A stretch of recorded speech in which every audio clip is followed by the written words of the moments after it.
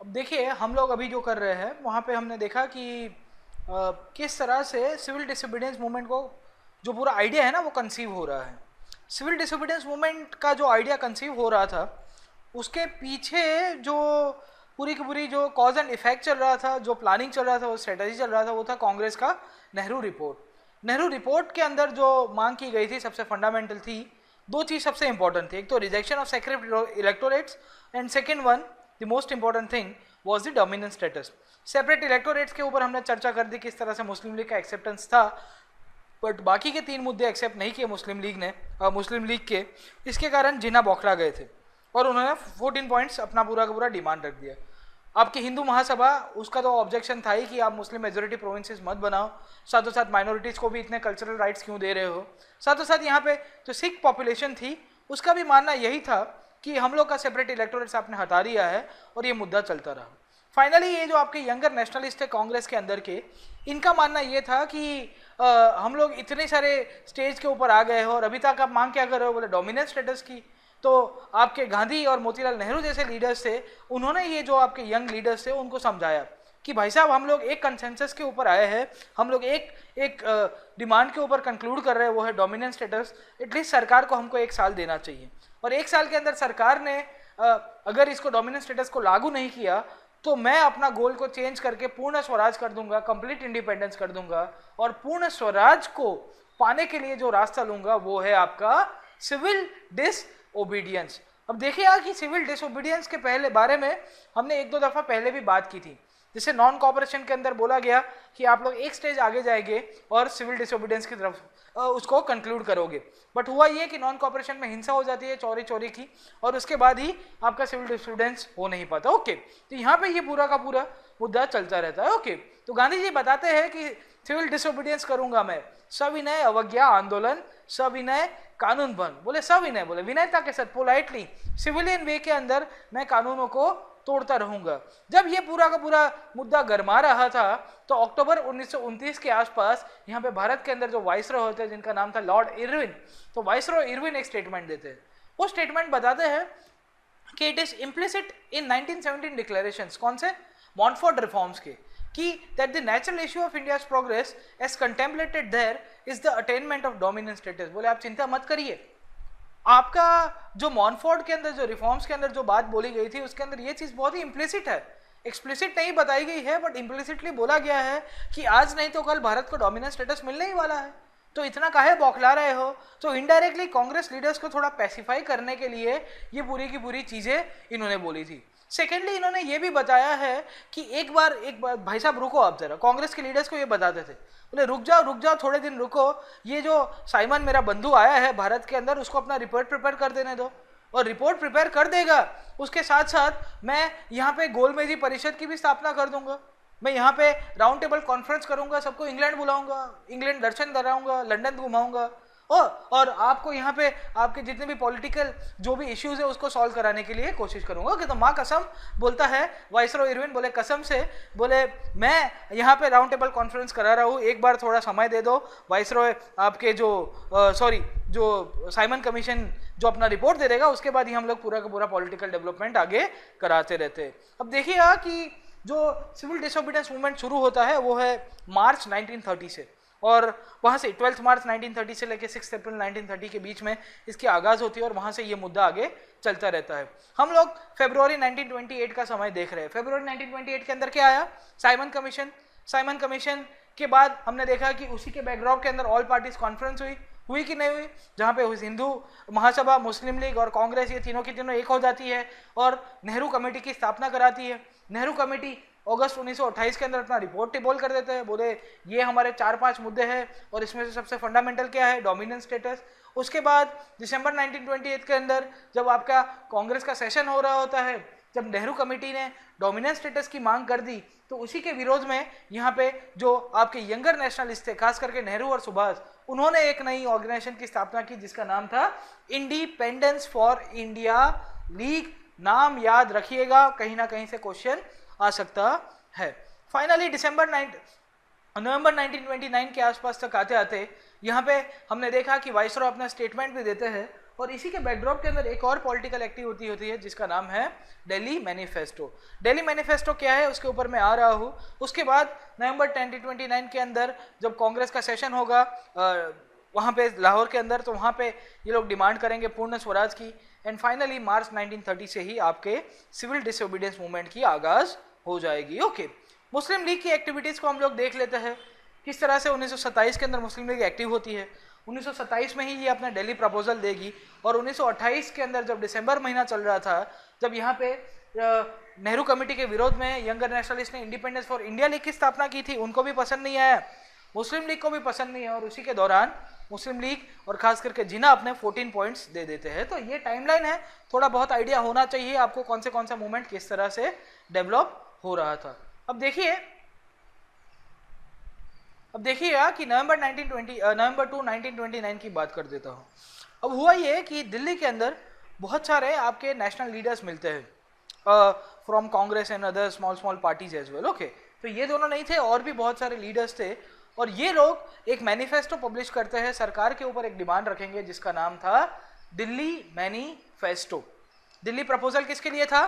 That was related to Muslim League. Delhi manifesto किसके लिए साथ है? तो वो आपके प्रोमिनेंट नेशनल लीडर्स थे। ओके, ये दिल्ली मैनिफेस्टो के अंदर 3-4 चीजें सरकार से डिमांड करते। ये सबसे पहले बोलते हैं that the round table conference should be taking place only and only for the implementation of dominant status। बोले आप ये जो आरटीसीज कर रहे हो ना, भविष्य के अंदर करने वाले हो, उसका मेन ऑब्जेक्टिव क्या होना चाहिए? बोले चाय समोसा वड़ा पाव बाद में खाएंगे, मेन ऑब्जेक्टिव उसका वही होगा कि आपको डोमिनियन स्टेटस के ऊपर बात करनी है वहां पे, और कोई बात नहीं करनी। सेकेंडली इन्होंने ये भी बताया कि ये आरटीसी के अंदर जैसे इतना बड़ा गोल टेबल है, हम बैठते हैं ना प्लास्टिक वाले टेबल के अंदर होटल्स में जाके, तो वहां पे कहते हैं 5-6 लोग बैठते हैं, तो जैसे 6 लोग बैठे हैं एक राउंड टेबल के ऊपर, तो वहां पे कांग्रेस की मेजोरिटी वो राउंड टेबल के ऊपर होगी। बोले क्यों? क्योंकि भाई हम लोग ही ये पूरा का पूरा आंदोलन को कंटिन्यू कराने वाले लोग हैं। तीसरे ये लोग बताते हैं Congress leaders that the government should apply the policy of conciliation. बोले हमारे साथ आपको बातचीत करनी पड़ेगी, बात करने से ही बात बनती है। तो ये जो पूरी की पूरी विचारधारा थी ना, ये तीनों की तीनों विचारधारा को इन्होंने एक मैनिफेस्टो के तहत कैद कर लिया, जिसे कहा जाता है दिल्ली मैनिफेस्टो। तो 3 चीज, बोले राउंड टेबल कॉन्फ्रेंस क्यों होगी? बोले खाली डोमिनेंस स्टेटस के ऊपर ही बात करने के लिए होगी, और कोई हम लोग डिस्कशन नहीं करेंगे। सेकेंडली ये आरटीसी जैसे 6 लोग बैठे हैं टेबल के अंदर, तो उसके अंदर मेजोरिटी किसकी होनी चाहिए कि भाई साहब कांग्रेस लीडर की 6 में से 4 मेंबर तो कांग्रेस के होने चाहिए, 1-2 चिंटू पिंटू पार्टीज वाले हम लोग लीडर्स को बुला देंगे। तीसरा, सरकार को कंसिलिएटरी पोस्चर अपना के यहाँ पे ये पूरा का पूरा आंदोलन को आगे कंटिन्यू कराना है। 1995 प्रीलिम्स के अंदर क्वेश्चन आ जाता है, The radical wing of Congress party with Jawaharlal Nehru as one of its leader founded the Independence for India League in opposition to which of the following? अभी देखो सिंपल क्वेश्चन है, finance commission, NDC, Nehru report and constitution of India. अभी ही हमने बताया कि the radical wing left within Congress with Jawaharlal Nehru as one of its leader founded the independence for India league. बोले किसके प्रोटेस्ट में जाके नेहरू ने इंडिपेंडेंस ऑफ इंडिया लीग बनाई थी? नेहरू और सुभाष ने। हमने देखा ना फाइनेंस कमीशन तो कब आया यार भाई साहब, ये तो कब का बता रहा है, ये बहुत उटपटांग क्वेश्चन पूछ दिया उसने, ये बहुत ही रिडिकुलस, ऑप्शंस भी बहुत ज़्यादा नजदीक नहीं थे। फाइनेंस कमीशन आ सकता है? नहीं। एनडीसी भी बाद में ही बनता है, national development council. Constitution of India कब बन के आ रहा है? वो भी नहीं हो रहा था। ओके, कॉन्स्टिट्यूशन ऑफ इंडिया की बात नहीं हो रही थी, जो बात हो रही थी वो थी आपकी नेहरू रिपोर्ट की। 1928 के अंदर जब टेबल किया गया और नेहरू रिपोर्ट के अंदर जब बोला जाता है that we are demanding a dominant status for India, उसी को लेके ये पूरा का पूरा मुद्दा चलता रहा। The right answer is B. 2011 का एक और क्वेश्चन दे देते हैं, with reference to the period of Indian freedom struggle which of the following was or were recommended by the Nehru report. देखिएगा फिर से एक और क्वेश्चन नेहरू कमेटी के रिकमेंडेशंस के ऊपर पूछा है उसने। हमने देखे ना अभी पहले पुरानी स्लाइड्स के अंदर, 4 स्लाइड्स पहले देख लीजिएगा आप रिवर्स करके। कंप्लीट इंडिपेंडेंस फॉर इंडिया, दूसरा है joint electorates for reservation of seats for minorities, तीसरा पूछा है provision of fundamental rights for the people of India in the constitution. Which of the following is complete independence for India? ये था ही था क्या?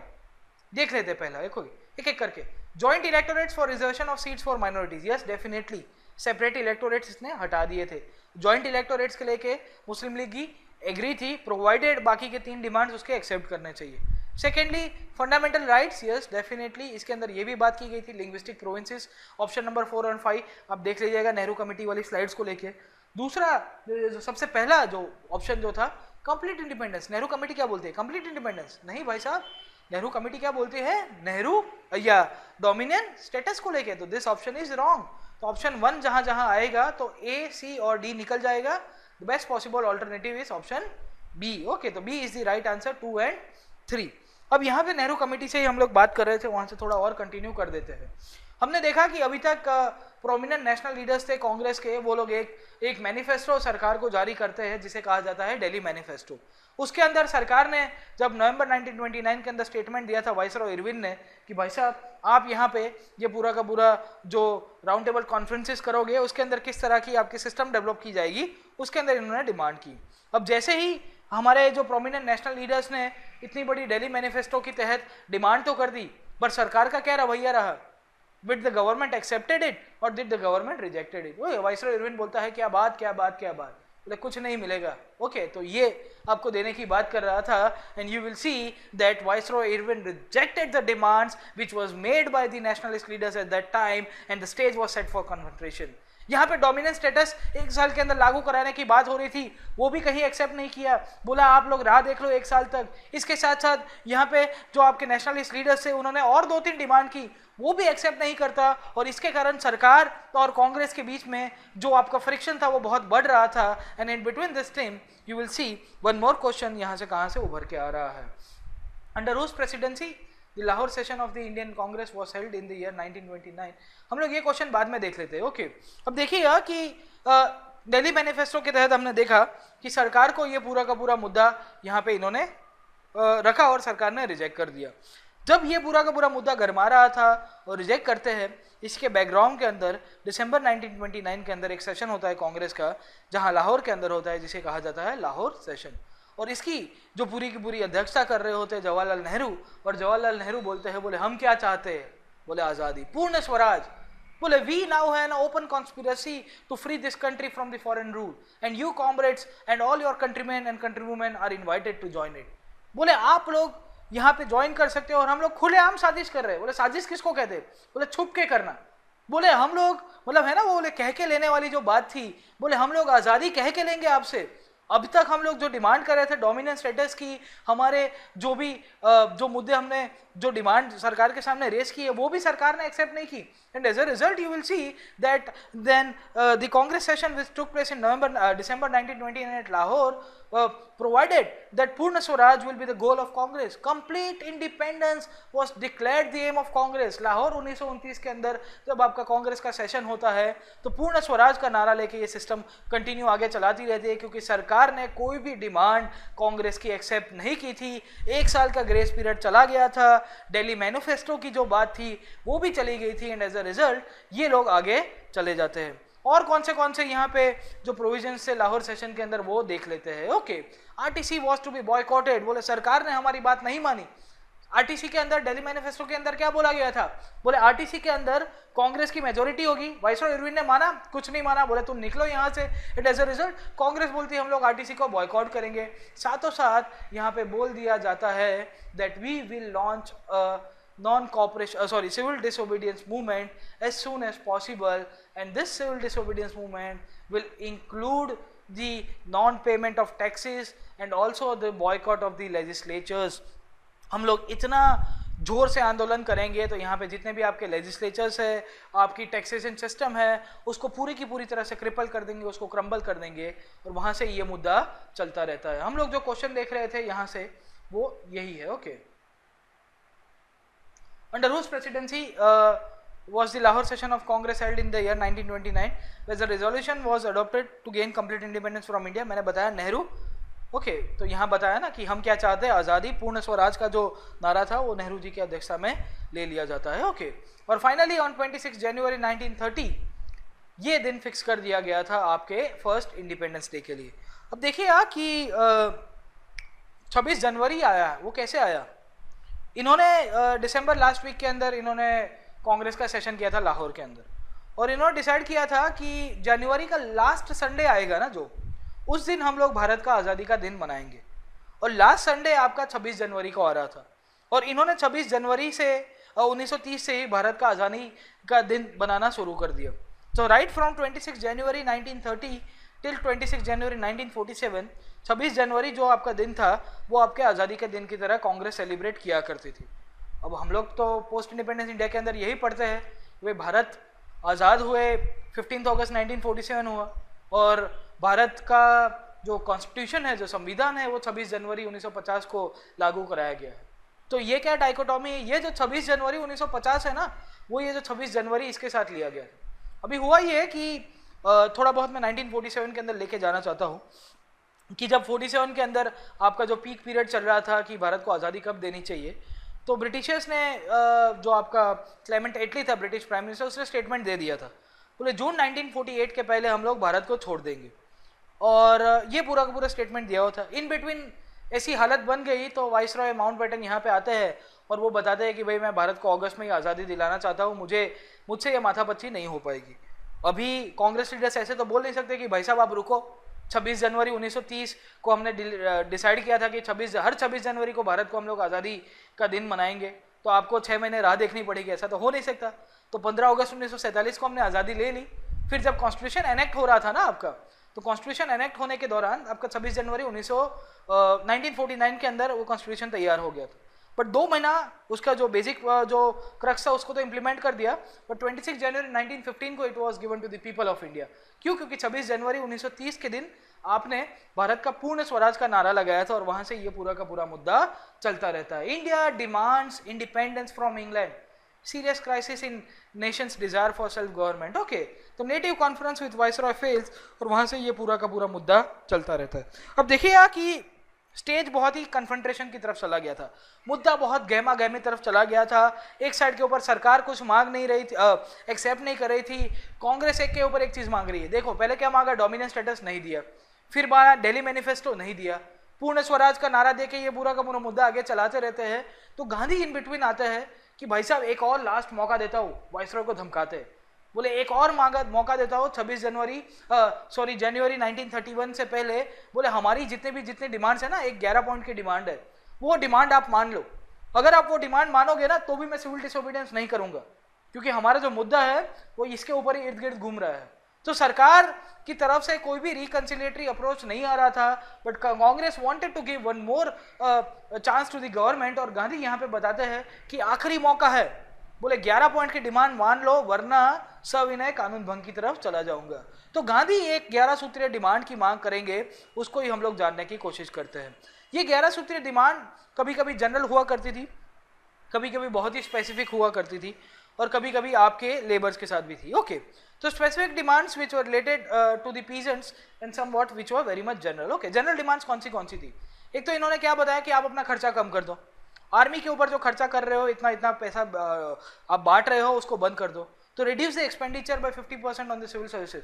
अब देखिएगा कि होम, ये है ना कि आपका drain of wealth, home charges, वो इसके अंदर ही आता थे। बड़े बड़े अफसरान को बड़ी बड़ी सैलरी दिया करती थी सरकारें, तो इसके लिए गांधी ने बताया कि आप अपना खर्चा बंद कर दो। साथों साथ गांधी ये भी बताते हैं that you should impose total prohibition. देखिए कि टोटल प्रोहिबिशन को लेके सरकार को लेके गांधी क्यों इतना प्रेशर कर रहे थे, क्योंकि at that time liquor was one of the good sources of Avenue for the government. और गांधी एक तो समाज का एक दूषण भी है आपका, ये पूरा का पूरा जो लिकर अल्कोहल कंजम्पशन है, और साथों साथ आपका पैसा भी जा रहा है, तो गांधी ने उसके ऊपर भी प्रेशर कराया। साथों साथ इन्होंने ये भी बताया कि आपकी जो संस्था है ना, दया कुछ तो गड़बड़ है वाली, ओके, आपके एसीपी प्रद्युमन वाली CID, central criminal investigation department, उसके अंदर भी गांधी ने बताया कि उनको आपने जो ओवरराइडिंग पावर्स दिए गए हैं उसको भी आप कम करो। साथों साथ आर्म्स एक्ट के अंदर भी थोड़ी बहुत चीज़ें कर सको। और फाइनली इन्होंने ये 11 पॉइंट के डिमांड के अंदर बताया है कि हमारे जितने भी राजकीय कैदी है, ऑल दी पॉलिटिकल प्रिजनर्स, उनको आप छोड़ दो, जेल के अंदर से बाहर निकालोगे तो ज़्यादा अच्छा रहेगा। ओके, और पोस्टल के अंदर भी इन्होंने ये मुद्दा रखा था। सेकेंडली पीजेंट्स को लेके भी इनके 11 सूत्रीय डिमांड के अंदर डिमांड थी। एक तो इकोनॉमिक डिमांड के अंदर इन्होंने बताया कि आपका जो एक्सचेंज रेशियो है ना रूपी और स्टर्लिंग का, उसको थोड़ा बहुत कम करो। ये लोग क्या करते थे कि ब्रिटिश जो पाउंड स्टर्लिंग है ना उसको डिवैल्यू कर देते थे, एंड एज ए रिजल्ट उनके एक्सपोर्ट्स उनको बहुत सस्ते पड़ते थे और हमारी करेंसी को ये लोग तोड़ने की कोशिश कर रहे थे। साथों साथ यहाँ पे हमने देखा टेक्सटाइल्स के अंदर यूनिलैटरल फ्री ट्रेड पॉलिसी, एक तरफी मुक्त व्यापार की नीति, ये जो यूनिलेटरल फ्री ट्रेड पॉलिसी है, ये यूनिलेटरल फ्री ट्रेड पॉलिसी के तहत हमारे टेक्सटाइल्स को खत्म कर दिया गया था। लेटर ऑन गांधी यही चीज डिमांड करेंगे तो आप हमारे टेक्सटाइल्स को फिर से प्रोटेक्ट कराने की कोशिश करो। साथों साथ यहाँ पे जो शिपिंग इंडस्ट्री है उसको खाली इंडियन कंपनी तक सीमित रखो। देखिएगा कि इंडिया के अंदर एक तो इतना बड़ा कोस्ट है आपका, तो वहाँ पे बहुत सारी शिपिंग इंडस्ट्री डेवलप हो रही थी, बट उसके जो ओनरशिप थे, उसके जो राइट्स थे, वो किसके पास थे? खाली अंग्रेजों के पास। Okay, so Gandhi also demanded that you should reduce this thing. Okay, secondly यहाँ पे लैंड रेवेन्यू की भी बात करते हैं किसानों को लेके। बोले आप यहाँ पे किसानों के ऊपर जो आप अपनी ज़मीन महसूल की जो नीति अख्तियार कर रहे हो वो गलत है। एंड फाइनली यहाँ पे सॉल्ट के ऊपर जो मोनोपली है और सॉल्ट के ऊपर आप ड्यूटी बना रहे हो। अब देखिएगा अंग्रेज कितने घिनौने थे, मैंने बताया ना कि ये लोग घास के ऊपर भी टैक्स ले लेंगे। फिर नमक जैसी चीज़ के ऊपर इन्होंने टोल लगाया हुआ था, पूरा का पूरा टैक्स लगाया हुआ। अभी नमक कैसे बनता है? समुंदर से पानी आया, पानी थोड़ी देर स्टेबल रहा, पानी इवोपरेट हो जाता है, वहाँ से नमक बन गया। अभी ऐसी चीज़ के ऊपर सरकार बोलती है कि भाई मोनोपली हमारी है और कोई बना नहीं सकता। अरे यार, किसी का नेचुरल लैंड है, वहाँ से बन गया, नहीं बना सकते। उसके साथ साथ यहाँ पे सॉल्ट के ऊपर ड्यूटी भी लगाते थे कि आपको बनाना होगा तो इसके लिए पैसे भी देने पड़ेंगे। So under this condition Gandhi की जब 11 पॉइंट की डिमांड होती है, वो डिमांड एज यूजुअल आपको देखने को मिलेगा कि गांधी सरकार के सामने रखते हैं। बोले मैं डिमांड करता हूँ, मान लेना, वरना मैं सिविल डिसओबीडियंस मूवमेंट कंटिन्यू करा दूंगा और आपको पानी पिला दूंगा, याद रखिएगा। ओके, तो वाइसरॉय इरविन एज यूजुअल मैंने आपको बताया, क्या बताते हैं कि भाई साहब कुछ समझ में नहीं आया। बोले क्या बता रहे हो? There was no positive response from the government, and as a result you will see by February 1930 the stage was set for the confrontation. एक साइड के सरकार, एक साइड के ऊपर गांधी, दोनों की दोनों अपनी डिमांड्स को लेके अड़े हुए हैं, कोई कुछ चीज़ नहीं कर रही है।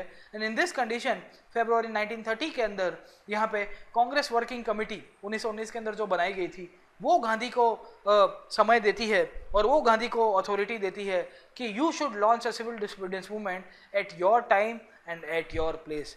तो बोलते हैं ना राजकुमार की जैसा जो डायलॉग है ना कि जानी हम आंदोलन करेंगे ज़रूर, लेकिन समय हमारा होगा, जगह हमारी होगी, और जो खराब समय होगा वो तुम्हारा होगा। ओके, तो समय भी हमारा होगा, जगह भी हमारी होगी।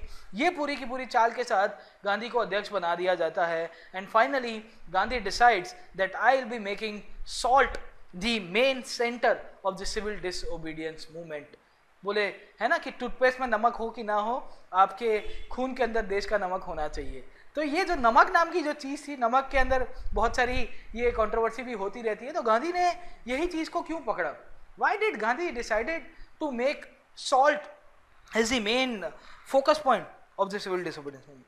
देखिएगा कि अंग्रेज, मैंने बताया ना कि वो घास के ऊपर भी टैक्स ले सकते हैं, तो ये नमक भी ऐसी चीज़ थी कि भाई नेचुरल प्रोडक्शन हो रहा था, उसके ऊपर भी इन्होंने टैक्स लेना शुरू कर दिया, अपनी मोनोपली बनाने रखी थी। ओके, तो गांधी क्या बताते हैं कि इनका जो मेन जो इश्यू था वो क्या था? आप गांधी की स्ट्रेटेजी को याद करिएगा। गांधी क्या बताते हैं कि आई convert the specific issues into national issues. अभी किसी को इतना समझ में नहीं आया कि भाई नमक को लेके हम लोग आंदोलन कर सकते, और ये गांधीयन मूवमेंट की ये पूरी की पूरी चाल थी। ये जो गांधीयन आइडियोलॉजी अगर आप पढ़ोगे इंडियन नेशनल मूवमेंट के अंदर, तो वो यही सबसे बेस बात करती है। बोले गांधी की ये स्ट्रेटेजी थी ना। चंपारण के अंदर क्या था? स्पेसिफिक इश्यूज था। अहमदाबाद के अंदर स्पेसिफिक इश्यूज थे, खेड़ा के अंदर स्पेसिफिक इश्यूज थे। It was related to one particular province, पर उसको स्पॉटलाइट के ऊपर लेके आए। खिलाफत तो कुछ पता ही नहीं था, खिलाफत कहाँ हो रहा था? भाई टर्की के अंदर हो रहा था। गांधी बोले यहाँ पे लेके आओ, उसको थाली में सजा के इस तरह से बना दिया। यहाँ पे भी आपको देखने को मिलेगा कि ये जो नमक नाम की जो चीज थी, it was one of the most inhuman poll tax which was levied by the Britishers. मतलब नमक बनाने के ऊपर, मतलब आदमी कितना स्मार्ट होगा, अंग्रेज कितने स्मार्ट हो गए कि उन्होंने नमक के ऊपर ये पूरा का पूरा लॉ बना दिया था। बोले आप नहीं बनाओगे, बनाने के ऊपर भी आपको टैक्स लगाना पड़ेगा। सेकेंडली यहाँ पे जो स्वराज का जो आइडियल है ना, उसको आराम से लिंक कर सकता है कॉमन आदमी। बोले किसके लिए गांधी क्यों जुड़ रहा है स्वराज के अंदर? बोले पूर्ण स्वराज के अंदर। बोले गांधी जुड़ रहे हैं इसके लिए। बोले गांधी क्यों, कौन सी चीज को लेके आपको कनेक्ट कर पा रहे हैं? आराम से कनेक्ट कर पाए। बोले यार मैं नमक बना रहा था, उस दिन अंग्रेजों ने पीट दिया मुझे। तो यहाँ पे भी आपको देखने को मिलेगा कि जो मास सफरिंग है, ये जो स्वराज के जो आइडियल्स थे, स्वराज के जो गोल्स थे, उसके साथ गांधी ने बहुत अच्छी खासी इसको जोड़ के बनाया था। वहाँ से ही ये आपका जो मूवमेंट शुरू हुआ, जिसे कहा जाता है सिविल डिसओबीडियंस मूवमेंट। याद करिएगा सब लोग किस तरह से डेवलपमेंट हुआ। नेहरू कमेटी एक साल के अंदर माना नहीं, दिल्ली मैनिफेस्टो नहीं माना, उसके साथ साथ 11 पॉइंट डिमांड नहीं माना। फाइनली गांधी बोलते हैं कि अब तो नहीं मान रहे तो तुम्हारी कह के लेंगे। Okay, on 12th March 1930 Gandhi starts the civil disobedience movement by walking towards Dandi, और दांडी के अंदर जो नमक बनाना था वहाँ से ये शुरू हो जाता है। ओके, तो 12 मार्च 1930 दिवस याद रखिएगा कौन सा दिन था। एंड फाइनली ऑन 6 अप्रैल 1930, तो यहाँ पे ये जो चलो दांडी वाला है, यहाँ पे आपको दिख रहा है गांधी अपने फॉलोअर्स के साथ चल रहे हैं। एंड दांडी चल के फाइनली आपके 6 अप्रैल के दिन यहाँ से नमक उठाते हैं, और वहाँ से ही आपके नमक Satyagraha, the salt Satyagraha in India started on 6th of April with Gandhi picking up the salt at Dandi. Okay, so this is how it was conceived. This is Ahmedabad. यहाँ से चलते चलते चलते चलते फाइनली दांडी की तरफ जाते हैं। किस तरह से ये पूरा का पूरा डेवलपमेंट चलता है उसको हमने देखा। करीबन 12 मार्च से लेके 6 अप्रैल के बीच में ये पूरा का पूरा डेवलपमेंट चला। जब गांधी यहाँ पे सॉल्ट सत्याग्रह की शुरुआत करेंगे तो you will see that when the news reach different parts of the country, बाकी के आपकी जितने भी लीडर्स थे वो भी सक्रिय हो जाते हैं। All the other leaders of the country at that time became active, और वो लोग सॉल्ट डिसओबीडियंस की तरफ चले जाएंगे। देखिएगा कि सॉल्ट सत्याग्रह के साथ बहुत सारे लीडर्स थे, जिससे तमिलनाडु के अंदर एक जेंटलमैन जुड़े हुए थे जिनका नाम था सी राजगोपालचारी। मलाबार के अंदर जो आपका केरला है वहाँ पे लीडर हुआ करते थे के Kelappan. Again you will see some kind of reflection in other states in some form of protest, जहाँ पे असम के अंदर सिलहेट नाम की जो जगह है वहाँ से नावखली, जो आज का बंगाल या बांग्लादेश आप बोल सकते हो, वहाँ तक लोग पैदल चलते हैं। अब देखिएगा कि नावखली की जगह कहाँ पे है, somewhere over here in this condition. Noakhali आपका चटगांव के पास ऊपर की साइड ही लगता है, एंड आपको ये भी देखने को मिलता है कि वहाँ पे भी लोगों ने नमक बनाए। फाइनली आंध्र प्रदेश के अंदर बहुत सारे कैंप उभर के आ रहे हैं जो लोग खुलेआम नमक बना रहे हैं, बोले हम तो कह के लेंगे आपको जो भी करना है हम लोग नमक बना के ही रहेंगे। ओके, तो Gandhi makes salt defying Indian laws. देखिए फिर से मैं आपको इंडियन नेशनल मूवमेंट के अंदर जो गांधीयन आइडियोलॉजी है उसको मैं थोड़ा बहुत कवर करता रहता हूँ लेक्चर्स के अंदर। इम्पोर्टेंट क्या था, इम्पोर्टेंट एक ही चीज़ थी। वो चीज़ क्या थी कि गांधी क्या बोलते हैं कि मैं सत्य के रास्ते के ऊपर जा रहा हूँ, I am walking on the path of truth, और इंडियन लॉज जो है ना वो गलत है।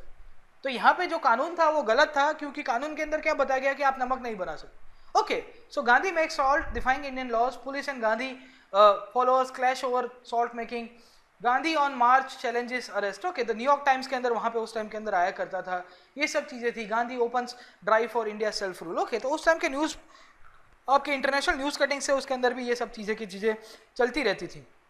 एज यूजुअल जब गांधी ने इतना सारा आंदोलन चालू करा दिया सॉल्ट सत्याग्रह के तहत, तो सरकार के हाथ धरे हुए बैठी रहेगी। You will see that the viceroy Irwin ordered in one stroke that जितने भी कांग्रेस लीडर्स है सबको अरेस्ट कर दो। अप्रैल 1930 के आसपास नेहरू को अरेस्ट कर दिया गया। मई 1940 के आसपास तक आते आते आपके गांधी को भी अरेस्ट कर दिया जाता है। अब हमको देखना यह है कि आपकी मेजोरिटी जो नेशनल लीडरशिप थी उसको अरेस्ट कर दिया जाता है, but did the movement stop? क्या आंदोलन गलत रुक गया था आपके नेशनल लीडर्स को अरेस्ट करने के बाद? तो आपको बोलना है नहीं, the movement did not stop, but you will see the movement erupted. उतना और इरप्ट हो गया, इतना ज़्यादा बढ़ता है क्योंकि कांग्रेस का जो ऑर्गेनाइजेशन था ना वो मजबूत था। कांग्रेस वर्किंग कमेटी जो है वो मजबूत थी, क्योंकि कांग्रेस ने, गांधी ने क्या किया, इफेक्टिव ऑर्गेनाइजेशन बना दी। मैंने बताया ना कि कभी कभी नेता नहीं होगा बट आपकी संस्था होगी, आपका इंस्टीट्यूशन होगा। तो at times leader and organisation both are important. At times कभी कभी लीडर नहीं होगा तो ऑर्गेनाइजेशन चला देगा, कभी कभी ऑर्गेनाइजेशन होगा तो लीडर चला देगा। और ये ऑर्गेनाइजेशन बनाया किसने? गांधी ने 1919 के बाद कांग्रेस वर्किंग कमेटी की स्थापना की, वरना तो सीडब्ल्यूसी बनता ही नहीं, तो कांग्रेस के लीडर्स को डिमोरलाइज हो जाएंगे। And you will see that once the Gandhi was arrested the movement erupted in greater scale, and यहाँ पे आपको नॉन पेमेंट ऑफ टैक्सेस की तरफ चला जाएगा। रैयतवारी एरियाज, जहाँ जहाँ रैयतवारी विस्तार लगते थे, थॉमस मुनरो वाला जो रैयतवारी मैंने आपको बताया लैंड रेवेन्यू के अंदर, पुराने क्लासेस याद करिएगा, वहाँ पे इन्होंने बताया कि हम लोग टैक्स नहीं देंगे, बोले आपको पेमेंट ही नहीं दे रहेंगे। ओके, इसके साथ साथ जमींदारी एरिया, जहाँ जहाँ जमींदारी सिस्टम हुआ करती थी वहाँ पे ये लोग एक सिस्टम, इन्होंने एक टैक्स इवॉल्व किया था जिसे कहा जाता है चौकीदार टैक्स। अभी ये जो चौकीदार है ना आपके वॉचमैन्स, ये चौकीदार हुआ करते थे, ये अंग्रेज इनको अपॉइंट करते थे, और ये सब खुफिया माहिती जो भी आपकी खुफिया इंफॉर्मेशन है वो अंग्रेजों को दे दिए करते थे।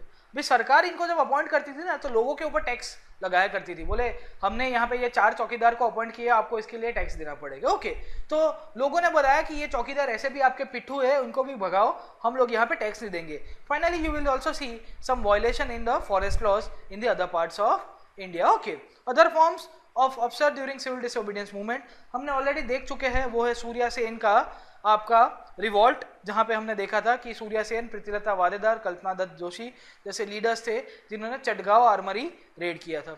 सेकेंडली यहाँ पे जो सिविल डिसोबीडियंस मूवमेंट के अंदर जो दूसरा आपको मूवमेंट देखने को मिलेगा, जो अदर फॉर्म के अंदर आप बोल सकते हो, वो है आपके नॉर्थ वेस्ट इंडिया के अंदर, बलूचिस्तान या नॉर्थ वेस्ट फ्रंटियर प्रोविंस के अंदर।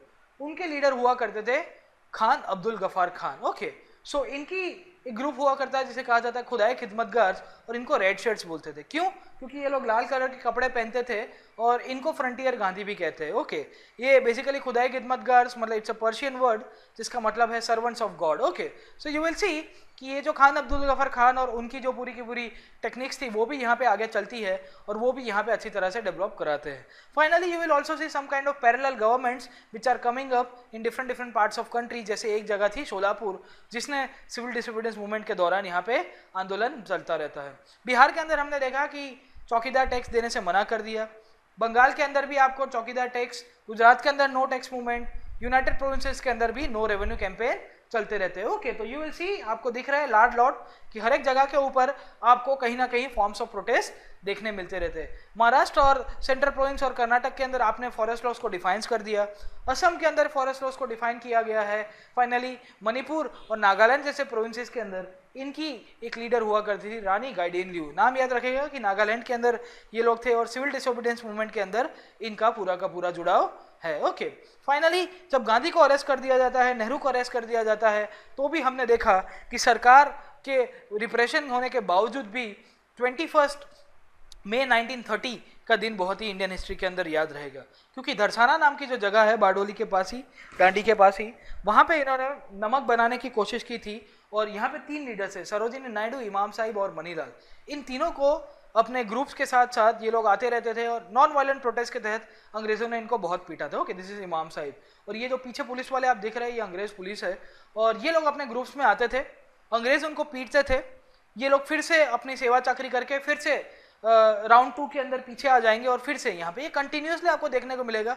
गांधी मूवी के अंदर बहुत अच्छी तरह से दिखाया गया है। ओके, सो दूसरा हमको देखना है कि यहाँ पे सिविल डिसोबीडियंस मूवमेंट के दौरान लोगों का मोबिलाइजेशन कैसे होता था। जैसे हमने देखा ना कि पैम्पलेट्स, न्यूज़पेपर्स और वैसा सहारा लेते थे। यहाँ पे कोई नोवल टेक्निक डेवलप हुई थी, कोई अलग टेक्निक्स, तो यहाँ पे लोग मोबिलाइजेशन के अंदर आपको नई नई टेक्निक्स देखने को मिलेगी। जैसे गांव के अंदर प्रभात फेरीज होती थी। प्रभात फेरीज अगर आप जानते होंगे तो गांव के अंदर जो आपके बहुत सारे समुदाय के ग्रुप होते हैं, तो वो अपना ढोल और थोड़ा बहुत तबला वबला लेके सुबह 4, 5, 6 बजे गांव वाले लोगों को जगाएंगे और उनको बोलेंगे। तो नेशनलिस्ट थॉट के साथ ये लोग डेवलप करते थे। साथों साथ यहाँ पे आपको वानर सेनाज और मंजरी सेनाज के आपके प्लेस देखने, मंजरी सेनाज रिलेटेड टू वुमेन, तो वहाँ पे कैट के फॉर्म के ऊपर ये लोग तैयार होके आते थे और वहाँ पे प्लेस और ड्रामास करते थे। साथों साथ बहुत सारी सीक्रेट पत्रिकाएं भी यहाँ पे देखने को मिलेगी, टॉप सीक्रेट, एक दूसरे के हाथ के ऊपर ये लोग दे देते थे और बोलते थे कि ये संदेशा है, हम लोग को आगे चलाना है, ये मूवमेंट को हम लोग किस तरह से आगे करते रहते हैं। बहुत सारे लैंटन शोज हुए, मैजिक शोज, वहाँ पे मैजिक लैंटन शोज होते थे, जादूगर आके इंडिया की अंदर जो नेशनलिस्ट फीलिंग्स है वो कन्वे कराने की कोशिश करते हैं। इम्पैक्ट ऑफ दिस एजुटेशन हमने देखा कि जब इतना सारा आंदोलन चलता रहता है तो इसी के प्रोटेस्ट के अंतर्गत आपको देखने को मिलेगा कि फॉरेन क्लॉथ का जो डिमांड था वो कम हो रहा था। सरकार को लिकर और एक्साइज और लैंड रेवेन्यू के अंदर, क्योंकि आपने नॉन पेमेंट ऑफ टैक्सेस बोल दिया है तो वहाँ से पैसा नहीं हो रहा था। साथों साथ यहाँ पे लेजिस्लेटिव असेंबली के अंदर जो इलेक्शंस कराना चाहती थी सरकार, वो भी नहीं हो पाता। And you will C mass participation was scene in different forms. Women's participated, student participated, workers, merchant, छोटे छोटे बिजनेसमैन, सब ने पार्टिसिपेट किया। बट एक ग्रुप जो पार्टिसिपेट नहीं कर रहा था ज़्यादा लार्ज स्केल के अंदर, वो कौन था? वो थे Muslims. Muslim participation compared to the non-cooperation was very less. When this movement was going on, what was the government response to this agitation? 1930 के आसपास तक समय आते आते आपको देखने को मिलेगा कि सरकार खुद कंफ्यूज थी।